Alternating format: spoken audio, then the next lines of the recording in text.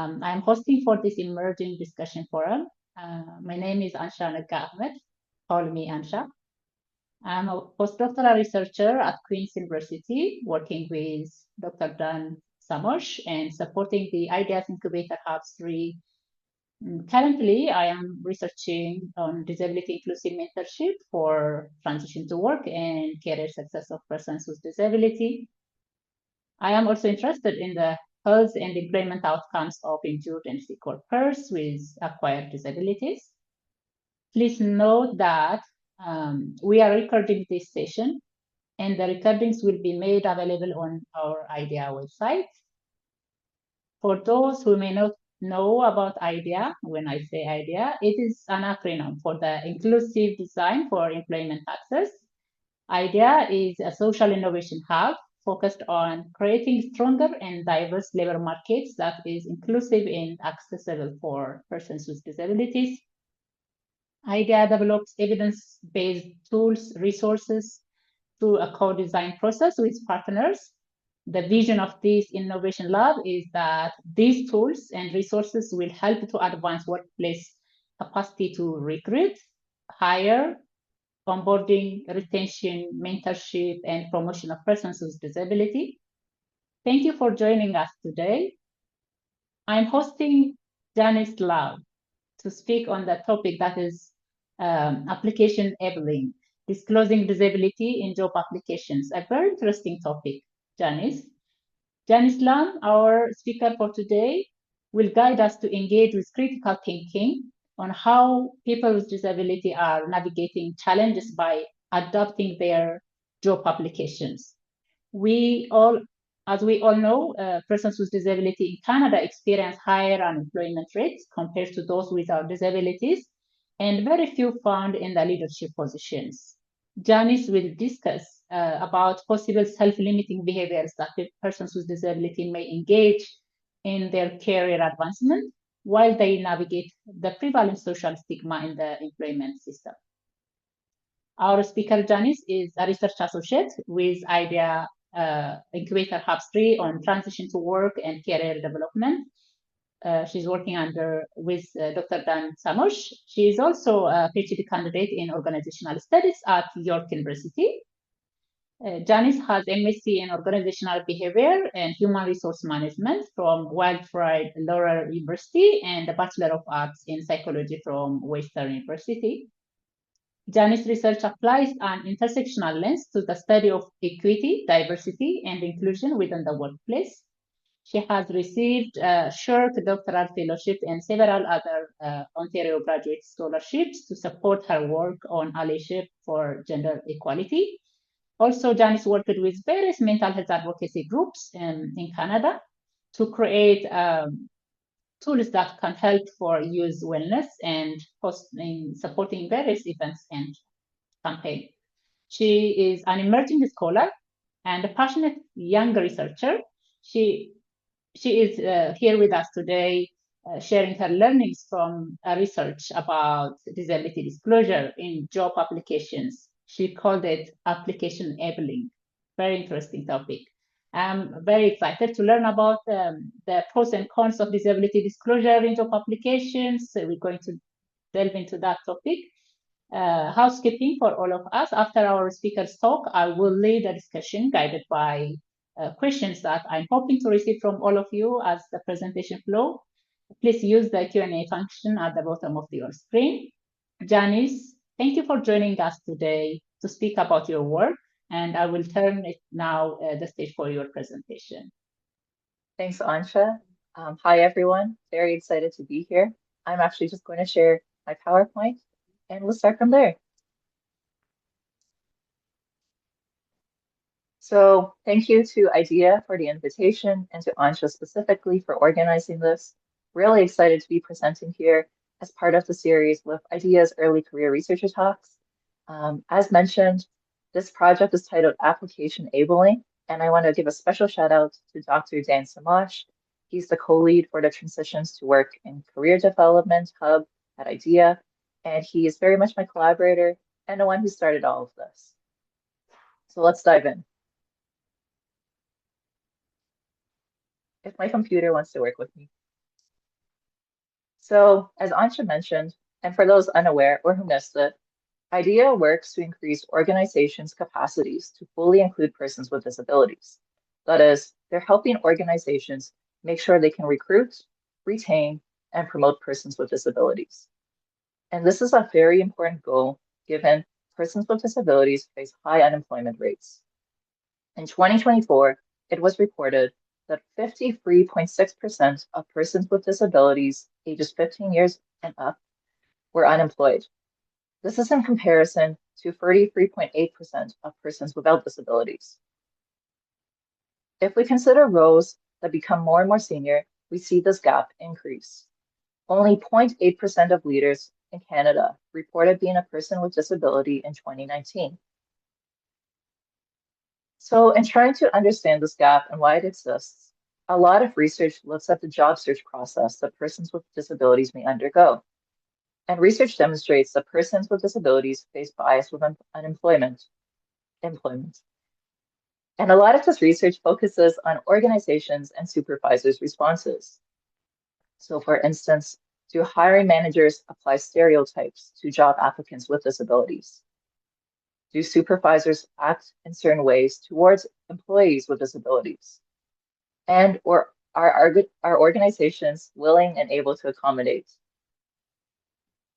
Within this area, less research has focused on how persons with disabilities navigate bias during the job search. Persons with disabilities are aware this bias exists, and so they make decisions to try and avoid this or mitigate this. A common strategy discussed in the literature is disclosure, or in other words, how does one reveal their disability? A lot of research focuses on whether one discloses, and there's more research focusing on how one discloses.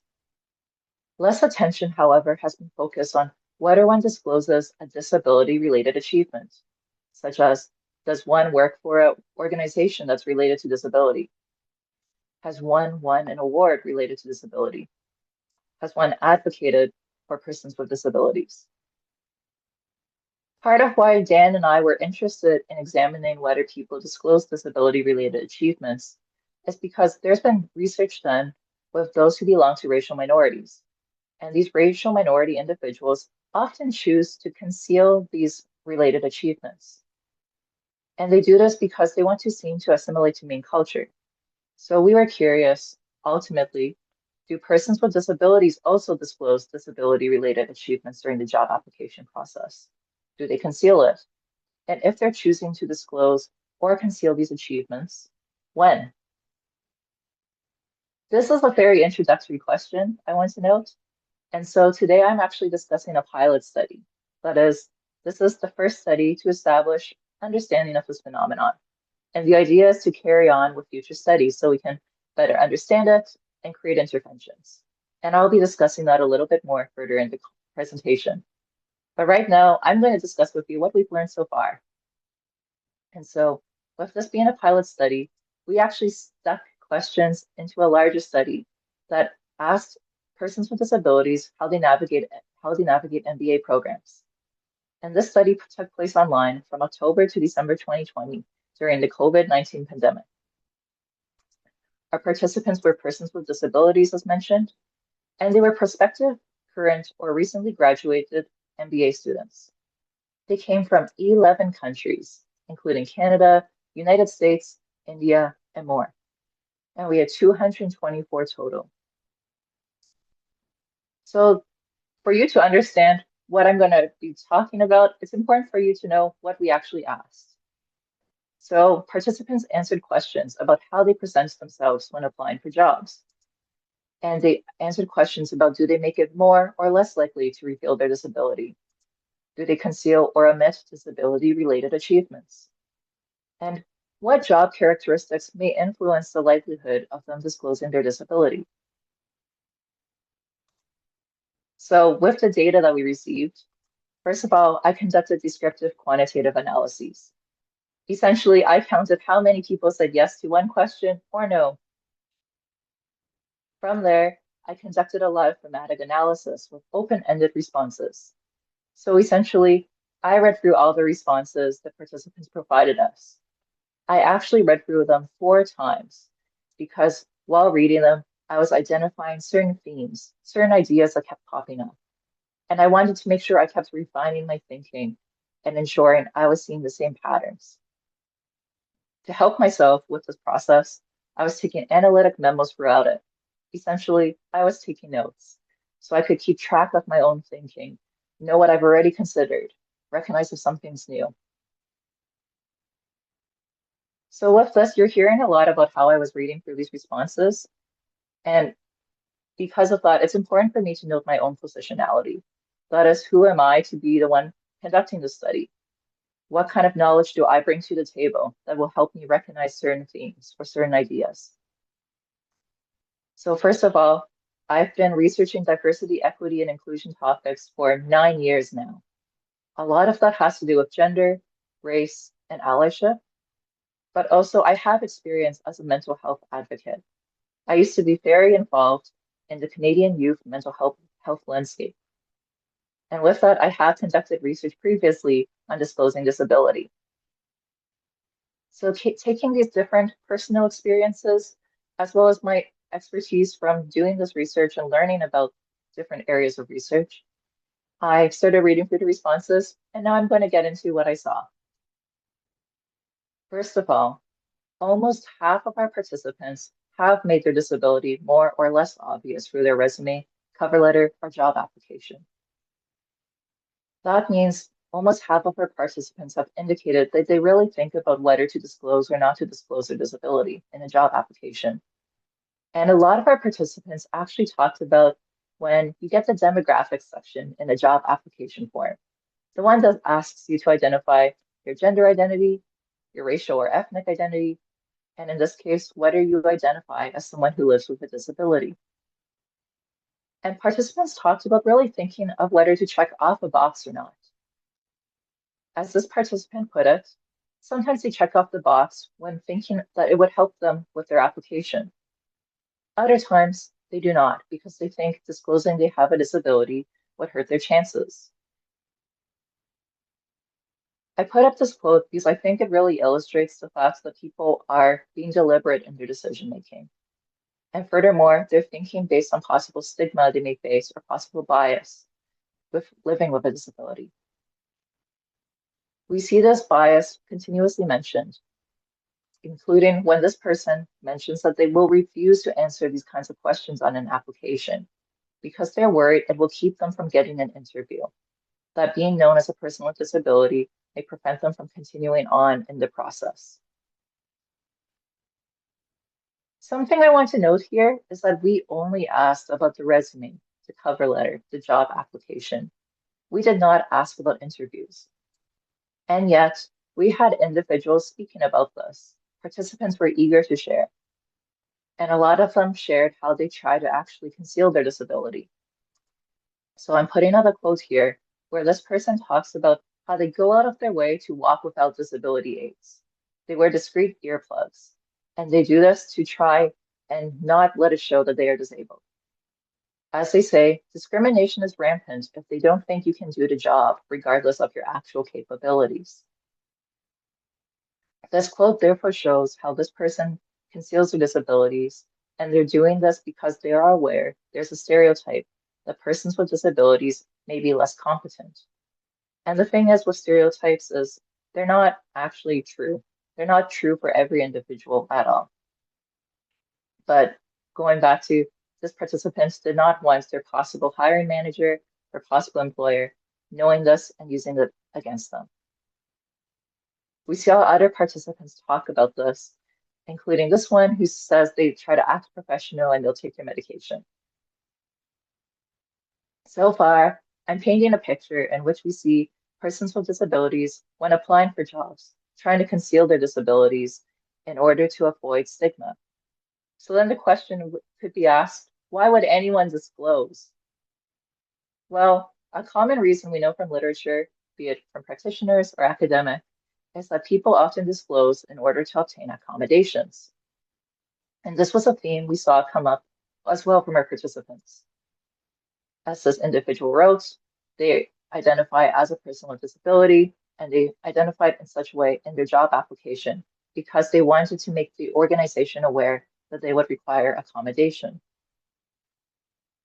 So this person, like many other applicants with disabilities, can do the jobs they are applying for. They just may require some tools. However, this goes back to the idea of how does one's disability possibly affect their performance in certain roles? And as this applicant pointed out, they actually mentioned that they don't have a disability, as they do not feel their work will require accommodations. The type of work one applies for may not always be impacted by one's disability. And thus, the participants we had were choosing to disclose or not to disclose potentially based on whether they felt they would require accommodations. All in all, we're seeing a lot of these participants trying to consider competence. That is, are they capable for the job?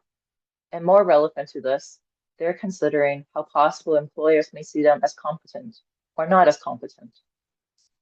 As this individual pointed out, there's an employment gap in their resume, and this is actually due to mental health reasons, but they will not disclose that reason because they're embarrassed and concerned that it would lead them to being stigmatized and viewed as less capable of doing the job, since they may have to take a break at some point.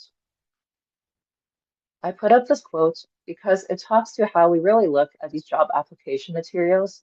We're looking to experience, we're looking to past education as a sign that someone has the knowledge and the capability to perform certain tasks. However, in this case, they're concerned that in disclosing why there may be a gap, they will not just be viewed as less capable in this moment. They're worried that these past indicators may actually affect how someone sees their potential to work in the future. But something I hope you're starting to see with the responses I'm sharing is that not all the participants choose to do the same thing. We had a participant who actually said they will disclose their disability because they want to address the work employment gap in their resume. So far, we're seeing participants being concerned about stigma, being concerned about being seen as less competent, and therefore choosing to disclose or not to disclose their disability. So a question here is, why is there this variance? We're going to get to that answer, but first, let's talk about how people or whether people disclose disability-related achievements. Well, 82.3% of our participants have not concealed or omitted disability-related achievements. That means they actually have included these achievements. And given how we've talked so much about possible stigma and concern about bias, a question could be, why are they revealing these? As some person specifically said, because it is central. They needed to disclose their disability in order to disclose their work history and experience. And we saw this particularly highlighted as two of our participants were Paralympians. For those who don't know, the Paralympics is a global competition, a sports competition, and you need to be a person with disability to compete in this. So as this individual pointed out, they specifically call out their disability in relation to their accomplishments as a Paralympic athlete and gold medalist. So this person is not just competing, they are actually winning. And this really shows off their competence. But in order to disclose that they've competed at this level, let alone won, they need to disclose that they have a disability. So that's one reason we see some people disclosing their disability, because they want to highlight the work experience they have. Some people may actually also choose to disclose disability-related work experience for other reasons, such as this individual who talks about highlighting volunteer work with health-related charities, and they do this to break the ice on the topic. So they're not just disclosing that they have a disability, they're using their disability-related work experience as a step to bring up that conversation. But going back to, not all participants answer the same way or choose to do the same thing. We did see participants who chose to actually conceal or omit their disability-related work experience. For instance, this person says after working in disability-specific industries, they actually remove all mention of disability from their resume because employers may see that experience as other or irrelevant. An example of removing this kind of mention maybe saying that one works for a health organization rather than a mental health organization. And we're seeing them taking away these mentions because they're worried of the stigma related to mental health in the example I gave, or more specifically to this participant, stigma around working with a disability-related organization. When they're taking away mentions of disability, that could be changing the title of the organization, just as I said, but that actually could include removing tasks that one performs. And in that way, one could be removing possible experience from their resume. This kind of thing was mentioned by other participants, such as this one, who says they will remove mentions of jobs and awards, but they do recognize it could affect their ability to get hired. So while these participants are choosing not to disclose disability-related work achievements because they do not want that relation to disability known, they do recognize they're also removing experience at the end of it. And that's possibly also going to affect their ability to get hired. We saw these choices to conceal or omit achievements, not just with work experience, but also with awards. Participants named Courage Awards from the hospital, scholarships, and how they will take these away because they do not want to disclose their disability out of fear of repercussions. We also saw this happening with advocacy, with individuals naming that they remove these from their resume, be it fundraising or just advocacy work. And they're again concerned about how others will see them if they leave this on their job application. So going back to, we're painting the story, we're seeing that job applicants really consider whether to disclose or not. And that includes whether to disclose or not disclose disability-related achievements. So going back to, we have this variation though, and the question is, when does someone choose or not choose to disclose this? Well, 82.5% stated that no job characteristics would influence their decision-making around disclosing their disability.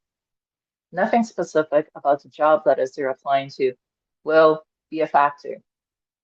However, on the flip side, that means for 17.5%, there are job characteristics that could influence this decision. And so we're going to dive into the responses of those 17.5%. First of all, participants discussed considering how open that industry or occupation has been to hiring those with disabilities. As this individual said, if the position is unionized or if it's part of the public sector, they are more likely to disclose. However, we had participants naming other occupations, such as this one, who said white-collar jobs are biased to not hiring those with disabilities. In this way, it can be inferred that this person is less likely to disclose having a disability. Another example from the participants was traditional banking jobs. This idea of openness continued on with talking about actual employers. As this individual said, if organizations work directly with people with disabilities or actively promote the good work they do to support persons with disabilities, they actually will be more likely to disclose. On the other hand, if this other individual said, if a company isn't clear on their disability acceptance, they would actually conceal their disability until after they were offered the job. To be clear, I want to mention that with that quote, they're not saying they're going to hide it forever. They're just going to wait until after they got the job, after they know revealing that they have a disability has not hurt their possibilities of getting the job. So going back to why would one disclose and when would one disclose, we're seeing this idea of inclusion and openness to hiring those with disabilities or working with those with disabilities. But there were some job level factors, and that's what I'm about to dive into now. Something that came up often reminded me of a concept in the literature called disability job fit. For those less aware, disability job fit often talks about whether one's disability or the idea of one's disability would possibly impact the likelihood of them being able to accomplish that job. So it's very contextual. It's very much based on what is that disability. And this could be affecting actual performance, or it could be how it affects others' presumptions that one can complete the role. So we saw this individual who said, when a job requires physical tasks, they will actually disclose because they know they will not be able to perform certain tasks. So they want to remain transparent while applying for the job.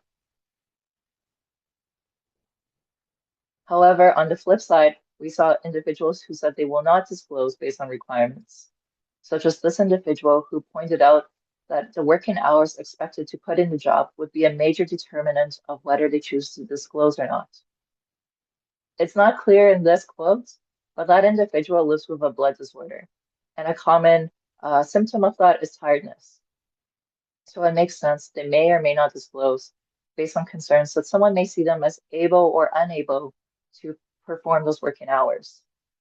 Again, this is based on how they think others will see them, not on whether they're actually capable or not of doing that job. So as I mentioned, seeing these responses, it made me think of this concept we have seen in the literature of disability job fit. Something I have not seen in the literature, however, is the idea of leadership and how does one's disability affect people's potential to see them as a leader? Or I've seen less of it at least. And that's something I saw resonating in a bunch of responses.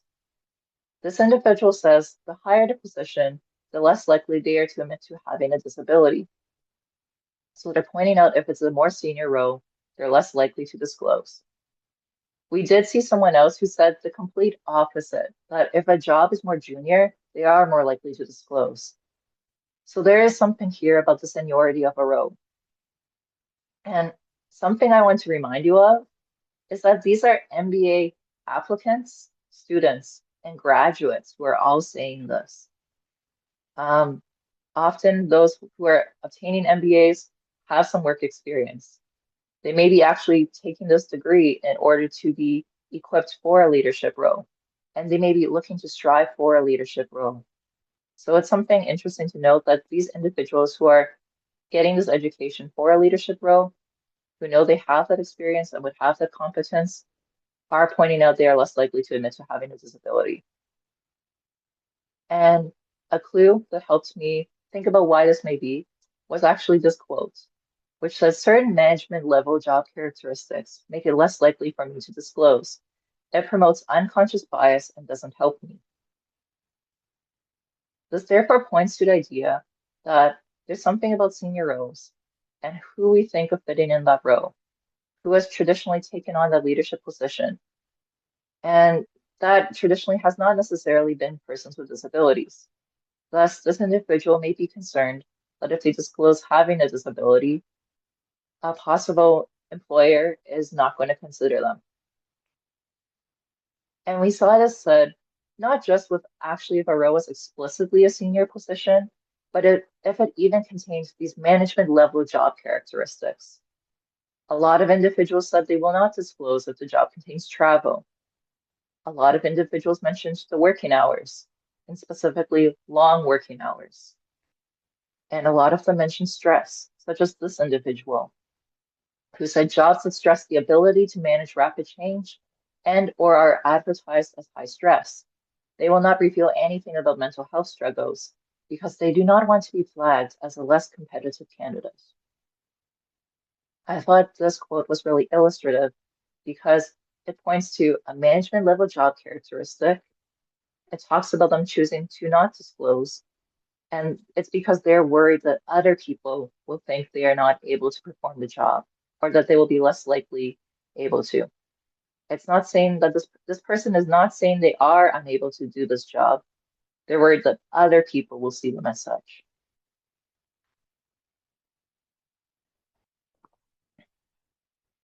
On that note, those were the results for my pilot study. I know I've just explained a lot, so let me just give a quick summary before we dive into what this means and what we should be considering with next steps. So some takeaways are that persons with disabilities do use disclosure as a way of navigating bias during the job search. And disclosure is used to obtain accommodations and to manage competence perceptions. This is stuff we kind of knew already from past research, but it's really good to see that our data is showing alignment with that past research. Something newer that our research looked into is that persons with disabilities will disclose disability-related achievements as a method of disclosure. It's actually a way to possibly show competence while mentioning something that other people would often stereotype as being less competent. So in this way, mentioning an achievement may mitigate negative competence perceptions. And this is something that Dan Samash first called resume abling, or in our case, we're calling application abling, hence the title of this project. Throughout this, persons with disabilities are considering how likely it is they are to be hired. This seems to be guiding a lot of the decisions to disclose or not to disclose. With considering hireability, there's a lot of variance with what will affect that perception. And so we saw persons with disabilities often decide based on industry, occupational, organizational, and job characteristics. Is the industry, occupation, or possible employer appearing to be inclusive towards those with disabilities? Will their disability affect their ability to perform the job? Or more relevant to this, will other people think their disability will affect their likelihood to perform the job well? And again, newer to our understanding is the fact that persons with disabilities do consider whether this job contains leadership characteristics. As mentioned, this was a pilot study. We are not done by any means, but the reason we conduct a pilot study is to, first of all, know does this phenomenon happen, which we saw did, and it's also to help us consider how does our data track onto past thinking. And by tracking onto past thinking, past research, we can then consider next steps. So first of all, we saw persons with disabilities disclose disability-related achievements based on meta-stereotypes. For those who don't know what a meta-stereotype is, let's break it down. So we know a stereotype to often be how Group A thinks of Group B and members of Group B. However, a meta-stereotype is then how does Group B think Group A thinks of Group B? In this case, for persons with disabilities, and aligned with past research, we saw they considered competence meta-stereotypes. They considered how other people may see them as competent or not as competent. And they actually used these competence meta-stereotypes to influence their job application behaviors. They were doing this in order to avoid stigma, but we do note that because people are possibly choosing to remove achievements, this actually could limit their career advancement. In this way, these behaviors could actually be reinforcing stereotypes that a person with disability is competent, but does not have the potential to move up. Going back to, this is not where the project ended or finished by any means. So with thinking about next steps, here's what we're considering theoretically. And after that, I will get into the practical. Theoretically, we want to look into whether and how meta-stereotypes and stereotypes converge. That is, if you think of a certain group a certain way, does that group member also think you think of them in that same way? Research has shown those views are not always the same, and that's really important to know. Furthermore, we've talked a lot about competence perceptions and stereotypes. Competence is very important and possibly the most important trait that we look at when considering whether to hire someone. However, research has shown we also consider agency and communality. That is someone assertive? Or is someone friendly and honest and able to work with people? And we really consider these traits, especially when looking at possible leaders. And with that, we want to look at those different traits and also consider this with different types of disabilities. Throughout my presentation, I've been seeing persons with disabilities very generally. However, we know there are different types of stereotypes and different types of disabilities that have those different types of stereotypes. And so it's important to disaggregate the data so we don't miss out on any differences. And so we can ensure any interventions that get developed with this research is tailored well to possible groups. This project is in its early stages, and yet I still think there are practical implications to take away from it. These are my ideas of what the practical implications are, but I would love to hear afterward what you think practical takeaways are, or if there's any other takeaways you would like to know about. But to start off with sharing mine, for hiring managers and organizations, I think our data helps show that it's important to make it clear how open you are to hiring and working with persons with disabilities. We saw persons with disabilities were more likely to disclose having a disability when they knew an organization was open to them. And going back to this disclosure is important to start the conversation about possible accommodations. Furthermore, hiring managers and organizations can evaluate the job applications they put out. What is the language being used? Research that was actually published just last week saw that using non-ableist language can broaden applicant pools. That is, persons with and without disabilities were more likely to apply for job applications that use non-ableist language. For those who are wondering what this non-ableist language can look like, examples from the paper include saying that you want to adapt to a changing environment versus asking for an applicant that can be on their feet and keep up in a fast-paced environment. Another example given was that instead of looking for an applicant who can drive results, you can look for an applicant that will obtain results. These are slight word changes, and yet it was shown to make a huge difference in both having persons with and without disabilities apply. The same thing was shown for including a language about accommodations and making it clear that you're willing to accommodate, or that you're an equity employer, someone who's looking to provide equitable opportunities. With that, it's important to consider what is an essential or preferred requirement for job candidates, particularly for leaders. Going back to, we saw this newer insight that persons with disabilities are less likely to disclose if the job has these management level job characteristics. To be clear, these characteristics included high stress and long working hours. So a question to consider is, do you need to have high stress? Do you need to experience long working hours in order to be a leader? For job applicants, right now, I think the next steps are going to be focused more on understanding what can job applicants do.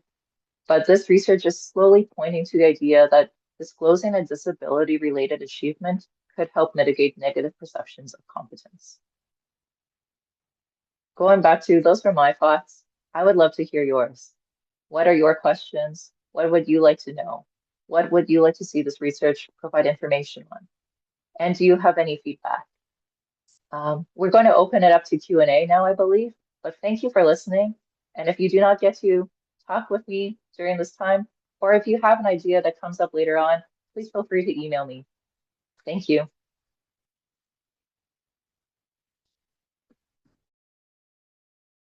That was so excellent. Thank you, Janice. Thank you for that insightful presentation. And I hope we'll go detail into the conversation with the audience question. You effectively unpack this critical topic. I like it, honestly, application enabling. We really appreciate you share this research and your perspective as our early career researchers talk. You extend our learning for the collective efforts that we all together aim to advance the accessibility and inclusion of persons with disability in the employment system. Now we will move into the Q&A. So we have some questions forwarded in the Q&A.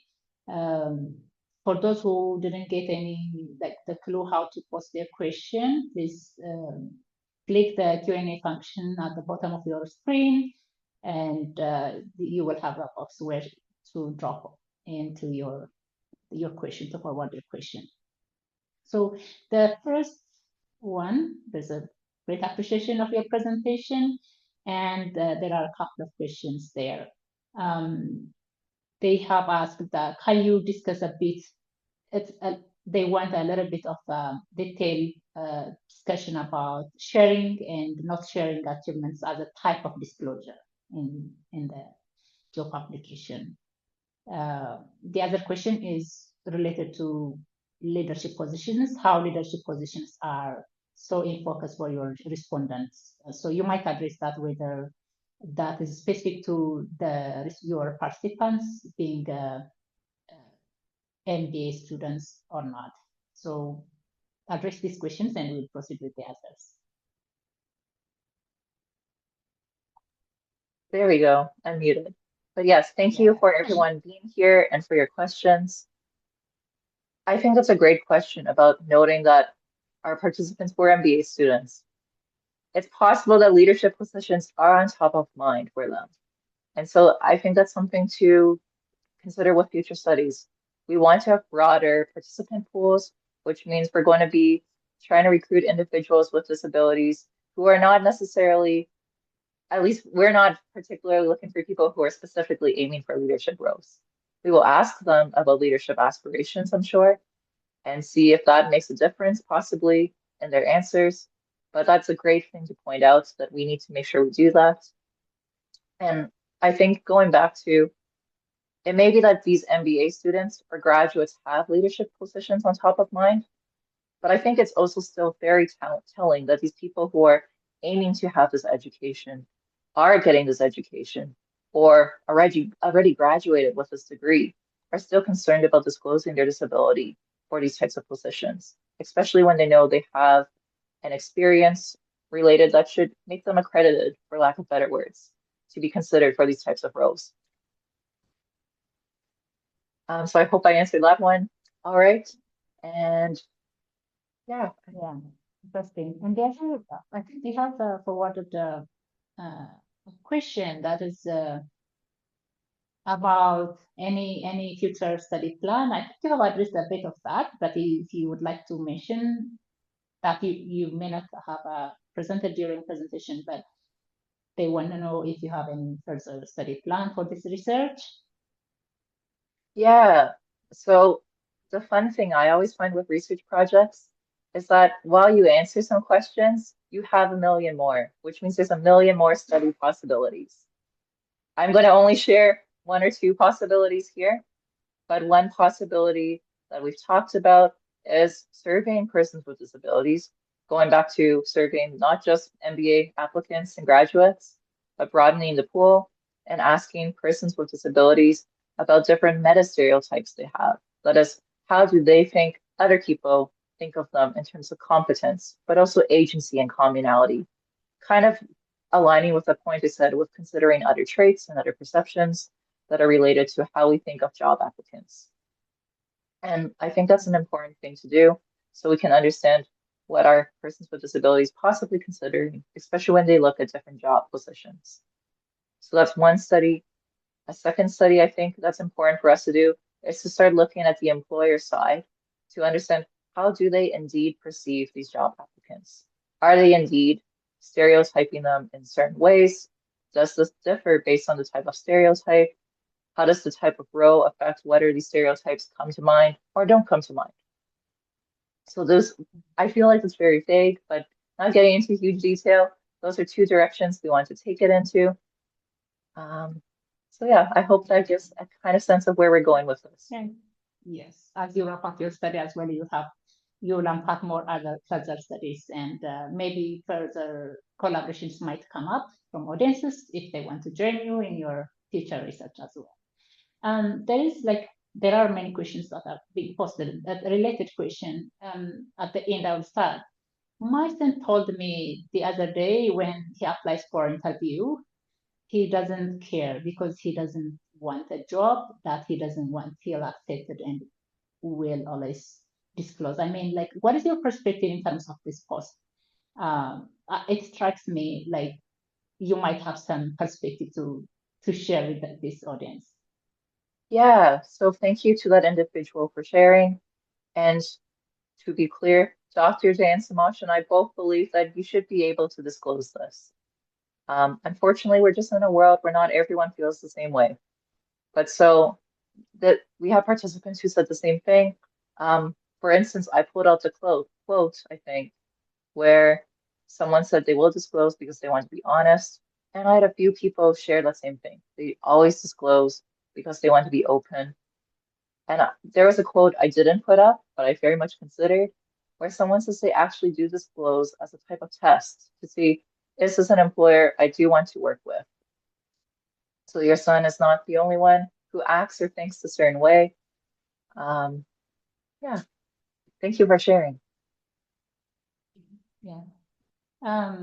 I just see the different perspective. It open up my mind like with a new word that I never heard actually. It could be the first time. Or I'm not sure if others have heard as well. The meta stereotype. That is very important. That shapes the way how an applicant could approach the application, their resume or cover page, because that's the perspective that how the other person would perceive them if they disclose or not disclose their disability in the application. That's very important. That's what the how the person who's applying for the job will behave in as they navigate job application. Thank you. There are many comments in there. Yeah, could I actually address a comment or two? So I do want to say I see two comments where someone says this is really helpful for business school career services to be aware of. And someone else asked about doing a session with MBAs to talk about these and let them know. First of all, great suggestions. Um, with this research and any research, part of why I actually pursue any of the research I do is because I want there to be practical implications. I want this knowledge to get out there and to be used and to help people as they navigate this world.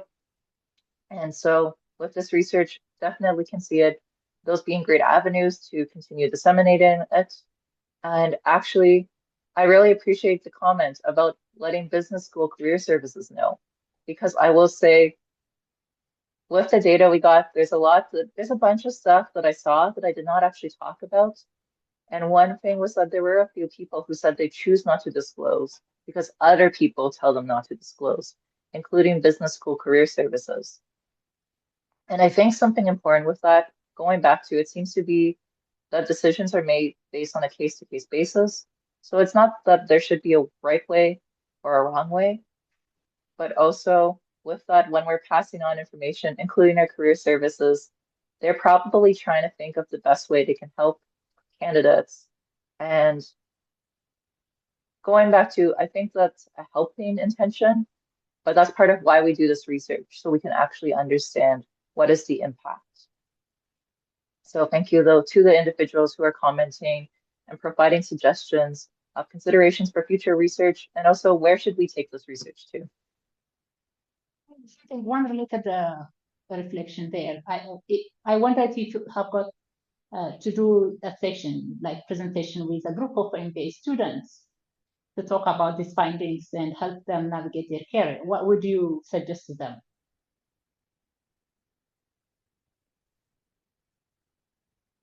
I think from what I understand, if you want, you can read it from the screen. I wonder if you got to do a session with a group of MBA students to talk about these findings, your research findings, and help them navigate their careers. What would you suggest to them? For example, there might be students with disabilities among those students. So what is your suggestion as they navigate their career? I think at the end of the day, it's important for everyone to consider their own risk tolerance and what do they feel comfortable disclosing or not disclosing. At the end of the day, it's a personal decision.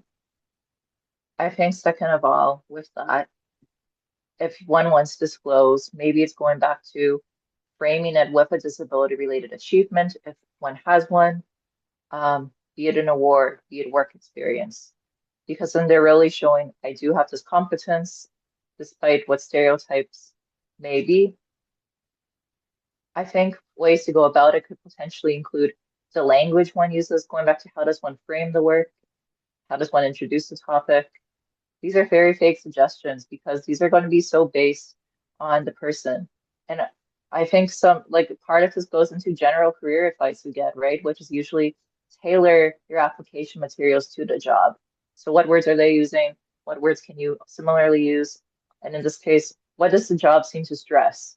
And what therefore can you stress about your own experiences or achievements? And if there's possible concerns you see someone having, maybe how can you address those early on? Interesting. Another interesting reflection, if you have seen that part actually, did applicants talk about how they mitigated presenting their experiences, activities, and accomplishments in light of their disability in their resume, public profile, like LinkedIn or any other social medias? Like, were you able to explore that or not? That was not something we could directly explore with the pilot data we got, but I think that would be very interesting to consider, especially with the public profile part or social media, going back to LinkedIn and other websites that may exist. I think that would be very cool to explore. Um, but yeah, I think there'd be a lot of similarities that we saw in our data, such as we had the one person who talked about removing mention of disability with regards to the work experience that they have done. I wouldn't be surprised if they do that also with their LinkedIn, but I cannot say for sure that's what someone does, and I'm not saying that's what someone should do. Yeah, it's hard to suggest that without looking into, like, without any evidence, how does that affect their success in job application? But we might see some, like, it could be one of the area where people might be interested to explore whether those persons with disability disclose in an application, job application, tended to shift, tended to edit their social media profile in terms of disability. If one target a certain organization, they might have a tendency to, if they want to disclose or not to disclose, that might be affected by their decision in their resume and cover letter to apply for a certain job. So that could be one of the area people might become interested to explore, that how people behave related to their job application. Yeah. Yeah. And another one is, thank you for your informative present. Could you post your email for citation for the Hick et al. 2016 study on language in job description? So this is a suggestion. Yeah, I'm going to type the full citation for the study on there right now. As mentioned, this literally was published last week, and I think part of why it came onto my radar is that these were Canadian researchers. So, and I actually know two of the researchers, so that's part of why it got my attention. So I've just answered that in the Q&A. I've included the Yeah. citation there. Yeah, thank you for your interest. Yeah. And was there any, like, this is a question for myself, like, I just would like to know, during your research, were there any finding that surprised you or challenged the common assumptions about disability inclusive hiring that you might want to share us? Give me a moment to think because there was so much data, Sure. as I said, and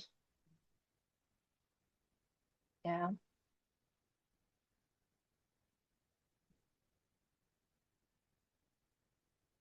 the leadership thing honestly surprised me. To be clear, I'm not a leadership researcher, or I don't consider myself one, so it's not an area I'm as tuned into. But going back to several people mentioned it, and then we started seeing characteristics that seemed related to these senior level jobs. Um, So it was interesting to think through then what does it mean? Like, what does this mean of how people think of leaders? I think I actually said this in the presentation, but there is research about who people see traditionally being leaders. But that wasn't a finding. It's not that we go in expecting certain findings, but we go in often like looking to answer specific questions. And I did not go in with the expectation of having a leadership related question later on. So that was a really interesting finding to me. And it's cool to be learning that, oh, this may be an interesting question, not just for me, who's not a leadership researcher, but also for this is a question that I don't know much about, and maybe others also don't know much about. Interesting. As we are approaching to close this session, actually, I just like to know if you had any information about the role of technology in that, like given that recently a lot of job application is managed by technology through technology, so what needs to be considered in order to um, provide accessible, inclusive hiring process to facilitate inclusive hiring process for persons with disability? What is your suggestion? Maybe from your own perspective or based on the data. So I don't do too much research around this. I know Dan Samash is actually doing cool research around technology and those with disabilities and jobs, but I'll let him speak to that on one day in the future. Instead, I'll talk about how I think when you said technology, I will admit I thought of artificial intelligence. I think that's what a lot of people would consider. And I think something important to consider is what data is artificial intelligence trained on? And is there bias in that data? How does artificial intelligence deter when if artificial intelligence is being used to help screen resumes or job applications, etc., how does that possibly replicate certain biases we've seen with individuals? So I think that's really important to consider. And that's not just for persons with disabilities, that's for a lot of groups who have been traditionally marginalized in the workplace. So I think that's something important for people to consider if they're looking to implement these systems. Something else with technology, though, I had a thought, I lost it, and I know we're closing in on time, but I've seen two questions around this where so there are two questions where with one person asking about if someone's from a small town where everyone knows about that individual and having a disability, or if they're just very high up in the sector or known, how does that impact potentially, I guess, disclosure? That's what I'm assuming is the question there.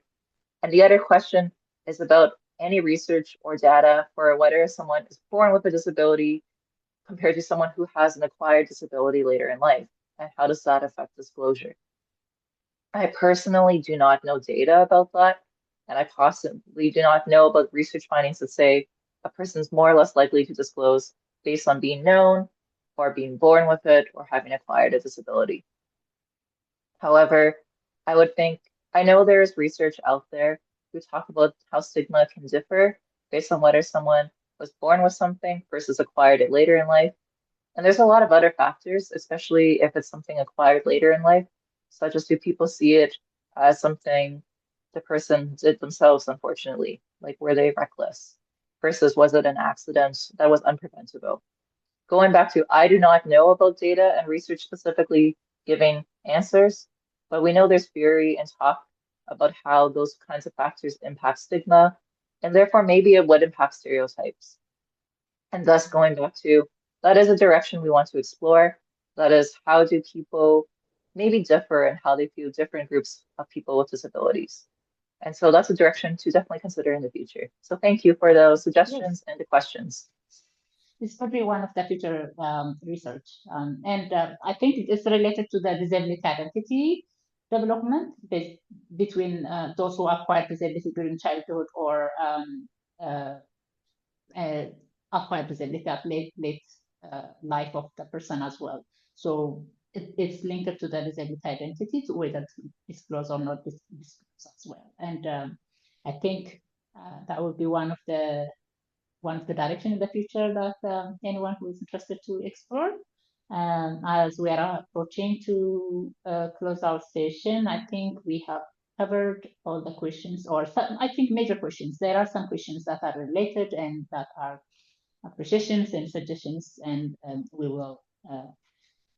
appreciate for all your engagements. Thank you again, Janice, for sharing your research insights with us today. And thank you everyone who joined us in the live session with contributions, with questions and reflections. We really appreciate your engagement. We hope this conversation encourages our collective effort to design more inclusive and accessible pathways to employment for persons with disabilities. Feedback mechanisms are going to be pop up after this session as a survey, and you can also email to the IDEA National Office if you're interested to our future talks. It will be advertised on the IDEA website. Please follow us there on the website. And for those who need a certification of participation, please reach out to the IDEA National Office. Thank you, everyone. And as always, as I said, always let's continue to with this conversation to learn from each other and grow our community of early career researchers. Thank you.